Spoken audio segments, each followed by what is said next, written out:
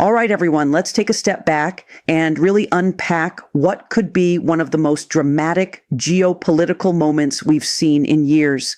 Imagine waking up and seeing headlines all over the world saying that Iran's supreme leader, Ayatollah Ali Khamenei, the man who has been the ultimate authority in Iran since 1989, has reportedly been killed in a massive coordinated strike involving both the United States and Israel. Now, if that sounds like something straight out of a political thriller or a Hollywood war movie, that's because the implications of something like this are enormous. We're not just talking about the removal of a single leader. In Iran's system, the supreme leader isn't just a president or a prime minister. He sits at the very top of the political, religious, and military structure of the entire country. So when someone like that disappears suddenly, the ripple effects can spread across an entire region. And according to analysts discussing this scenario, the strike wasn't just about removing one man. Reports suggest that the operation targeted parts of Iran's command structure as well.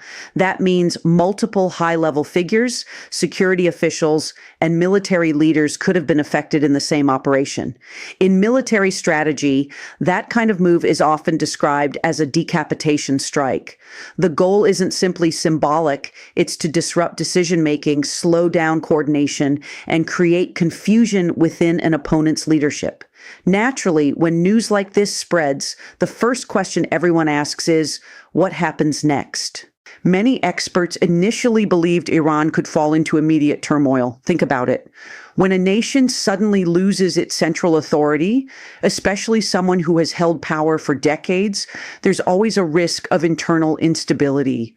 Power struggles could break out between different factions. The military might act independently. Political leaders might compete to fill the vacuum.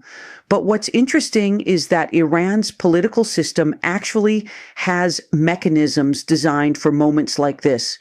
Instead of collapsing overnight, the Iranian state structure is built with contingency procedures.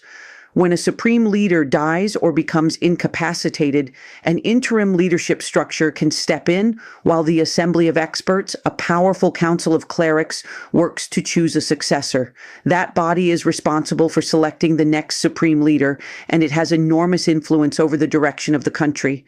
So rather than total chaos, the system may try to project stability, even in a moment of enormous shock. But while the internal political machinery tries to keep things functioning, the public messaging coming from Iran has been extremely intense.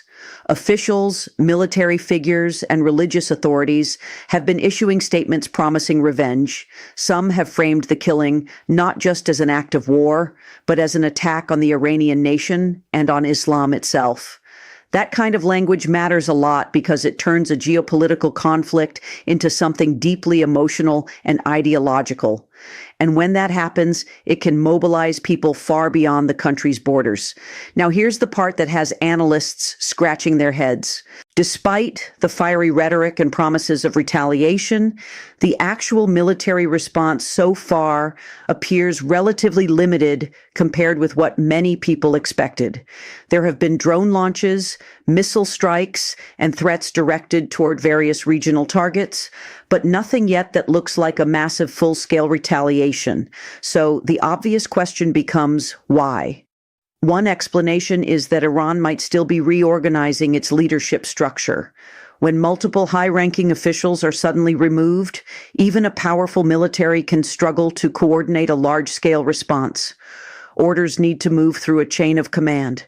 Communications need to be secure. Strategic decisions need to be agreed upon by leadership figures. If those structures are disrupted, responses can become slower or more cautious. Another possibility is that Iran is intentionally avoiding certain red lines. For example, one of the most dangerous escalation points in the entire region is the Strait of Hormuz. If you look at the global energy map, this narrow waterway is one of the most important shipping routes on Earth. A massive portion of the world's oil passes through that channel every single day. Even rumors of danger there can send shockwaves through global markets. If shipping companies decide the area is too risky, tankers might stop passing through. Insurance costs can skyrocket. Energy prices could surge worldwide. That means a conflict in the Gulf could instantly affect economies across Europe, Asia, and North America. So Iran has to calculate its moves carefully. A single action that disrupts global oil traffic could trigger a much larger international response. At the same time, the United States has been sending very clear signals of its own. President Donald Trump has framed the moment as a historic opportunity. According to statements and commentary surrounding this scenario, Washington appears to believe that the current situation could allow it to significantly weaken Iran's military capabilities. The objective wouldn't just be retaliation. It could involve dismantling Iran's missile programs, damaging its nuclear infrastructure, and eliminating long-term threats that the U.S. and Israel believe Iran poses in the region. In other words, the strategy could be about permanently shifting the balance of power in the Middle East. And that's where things get even more complicated. Modern warfare isn't just about tanks, planes, and missiles anymore. Today's conflicts involve cyber operations, intelligence networks, artificial intelligence, and psychological warfare. Advanced surveillance systems can track targets in real time. AI systems can analyze massive amounts of data in seconds. Cyber operations can disrupt communication networks, infrastructure, or even public messaging. So the battlefield is no longer just physical. It exists in digital networks and information spaces as well. And when conflicts move into those domains, the lines between war, espionage, and political pressure can become very blurred. Meanwhile, countries across the Gulf region are watching the situation extremely closely. Many of them host U.S. military bases or maintain security partnerships with Washington. At the same time, they depend heavily on regional stability to keep their economies running. Cities like Dubai, Abu Dhabi, and Doha have built their reputations on being safe business hubs in a turbulent region. If missiles or drones begin appearing regularly in the skies above those cities, even if they're intercepted, the psychological impact could be enormous. Tourism drops. Investors hesitate. Insurance costs rise. The image of stability begins to crack. And that's why many Gulf states appear to be focusing on defense rather than retaliation. Their main priority is protecting infrastructure and preventing the conflict from spreading. Because if this turns into a regional war involving multiple countries, the consequences could be devastating. Energy infrastructure across the region is highly vulnerable. Oil facilities, export terminals, and pipelines sit within range of missiles and drones.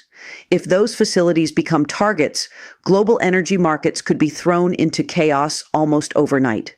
That's why many analysts believe all sides are trying to walk a very thin line. They want to show strength without triggering an uncontrollable escalation. But even if the direct military confrontation slows down, that doesn't necessarily mean the danger disappears. Iran has long relied on what experts call asymmetric warfare. That means using proxy groups, covert operations, cyber attacks, and indirect strategies to pressure opponents without engaging in direct full-scale war. Those types of conflicts can last for years, sometimes decades. They unfold quietly, often outside the headlines, but they can still reshape international relations. So as we look at this situation, the real question may not just be what happens tomorrow or next week. The real question is how this moment could reshape the geopolitical landscape of the entire Middle East. Will it push Iran toward negotiations and a new political direction? Will it trigger a prolonged period of instability and proxy conflicts? Or will it lead to a broader regional confrontation that pulls in multiple powers? Right now, the world is watching closely because the decisions made in the coming days by leaders in Tehran, Washington, Jerusalem, and across the Gulf could determine whether this moment becomes a brief crisis or the beginning of a much larger chapter in global history.